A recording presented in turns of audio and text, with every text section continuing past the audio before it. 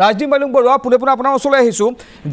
যি খবৰ আমি দি আছোঁ এই মুহূৰ্তত যে অসমৰ পৰা স্থানান্তৰিত হ'ব পাৰে জুবিন গাৰ্গৰ মৃত্যুৰ গোচৰ আৰু শ্যাম কানু মহন্তই বিগত 30 ছেপ্টেম্বৰতে উচ্চতম ন্যায়ালয়ত এই সন্দৰ্ভত আবেদন দাখিল কৰা বুলি তথ্য পোহৰলৈ আহিছে কেনেকৈ সম্ভৱ হ'ল এই কথা প্ৰথম কথাটো হ'ল এই গোটেই বিষয়টো আজি যেতিয়া আমি গোটেই কথাখিনি অৱগত হৈছোঁ ইয়াৰ লগে লগে আমি যেতিয়া কথা পাতিছোঁ আইনজ্ঞসকলৰ সৈতেও কথা পাতিছোঁ তেওঁলোকে এই মুহূৰ্তত মই তেওঁলোকৰ সৈতে কথা পাতি আছোঁ যে কেনেকৈ সম্ভৱ হয় গোটেই ফৰ্মেটটো কেনে তেতিয়া কৈছে যে সুপ্ৰিম কোৰ্টত এই এনেধৰণে এগৰাকী ব্যক্তিয়ে যিটো তেওঁৰ ৰিপিটিশ্যন দাখিল কৰিব ৱাকালতনামাৰ গোটেই ফৰ্মেটটো বহুত বেলেগ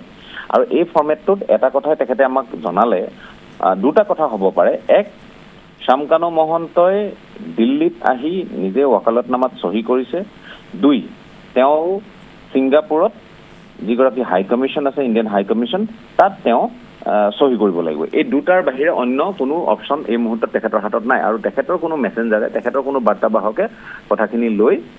আগবাঢ়িছে ইয়াৰ বাহিৰে বেলেগ কোনো কথাই হ'ব নোৱাৰে একেবাৰে নিশ্চিত বুলি মই আইনজ্ঞসকলৰ পৰা জানিব পাৰিছোঁ কাৰণ এইটো আইনৰ বিষয় গতিকে আইনজ্ঞসকলৰ সৈতে বিষয়টো আলোচনা কৰাৰ প্ৰয়োজন আছিল গতিকে মই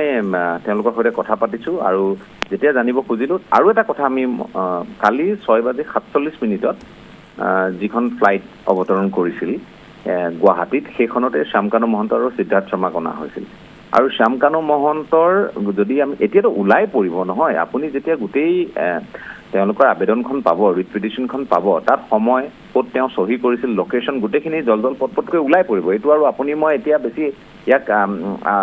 হাইপথেটিকেল কৰি বা সম্ভাৱনা কি আছিল এইবোৰ কৰি লাভ নাই কাৰণ সেইখন ওলোৱাৰ লগে লগে গোটেই তাতে তাৰিখ সময় গোটেই ওলাই পৰিব যে তেওঁ চহীটো ক'ত কৰিছিল যদি ইণ্ডিয়ান হাই কমিশ্যনৰ ওচৰত ছিংগাপুৰত তেওঁ চহী কৰিছিল তাত তেওঁ চহী কৰিব অন্যথা তেওঁ চহী কৰিব পাৰে নিজে দিল্লীত গতিকে দিল্লীত তেওঁ আগতীয়াকৈ আহিছিল নে অহা নাই আৰক্ষীয়ে তেওঁক বিচাৰি পায় যিটো বিমলেও কৈছে বা আমাৰ সতীৰ্থসকলে যিটো শংকা প্ৰকাশ কৰিছে তেওঁ আগতীয়াকৈ আহিছিল নেকি এইটো শুদ্ধও হ'ব পাৰে এইটো অশুদ্ধও হ'ব পাৰে মই কথাখিনি তেনেধৰণে ভাবোঁ কাৰণ মই আইনজ্ঞসকলৰ সৈতে যেতিয়া আলোচনা কৰিছোঁ তেওঁলোকে এটা কথাই কৈছে যে দুটা অপশ্যন আছে দুটা ব্যৱস্থা আছে এটা হ'ল যে ৱাকালতনামাখন তেওঁ ছিংগাপুৰ হাই কমিশ্যনৰ ওচৰত চহী কৰিব লাগিব আৰু সেইখন লৈ কোনোবা আগতীয়াকৈ আহি 30 তাৰিখে আবেদন কৰিছে কাৰণ তেওঁ কালি কাহিলী পোৱা বা তেওঁ মাজনিশা আহি পাইছে যদিহে আৰক্ষীৰ কথাখিনি আমি শুদ্ধ বুলি ভাবোঁ আৰু আৰক্ষীৰ কথাখিনি যদি সত্য বুলিও ভাবোঁ তেওঁক লগে লগে দিল্লী এয়াৰপৰ্টত ছিংগাপুৰৰ পৰা অৱতৰণ কৰাৰ লগে লগে তেওঁক এৰেষ্ট কৰা হৈছে তেওঁক এৰেষ্ট দেখুওৱা হৈছে আৰু তেওঁক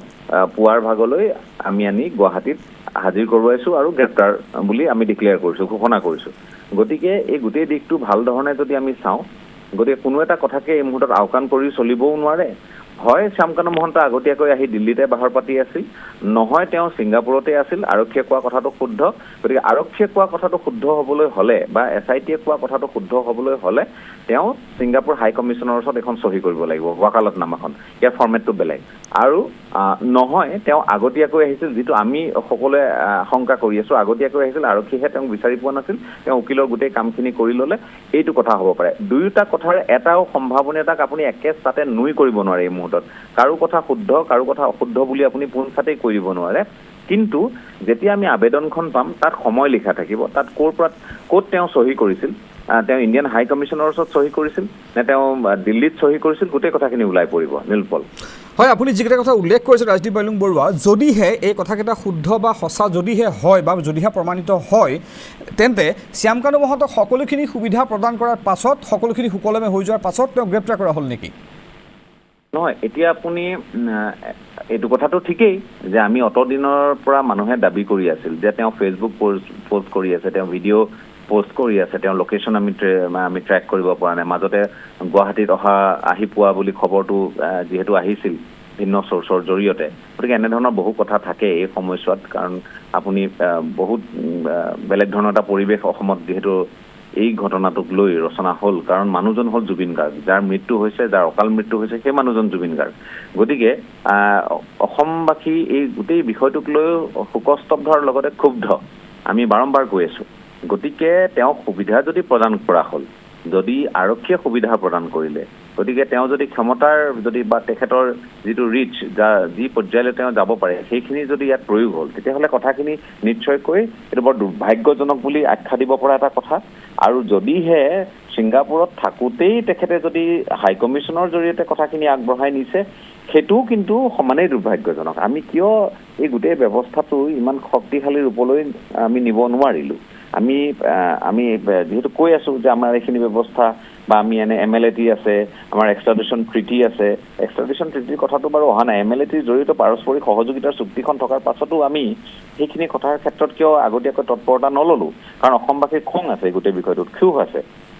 সেইখিনি সন্মান প্ৰদৰ্শন কিয় কৰা নহ'ল? তাৰিখ আমি বা সময় আমি কিয় দিলোঁ? এনেধৰণৰ সমালোচনাবোৰ হৈ আছে। তৎসত্বেও মই কৈছোঁ, সমালোচনাও হৈছে আৰু লগে লগে এইটো কথাও ঠিক যে আপুনি গোটেই কথাখিনিত আবেগ আছে।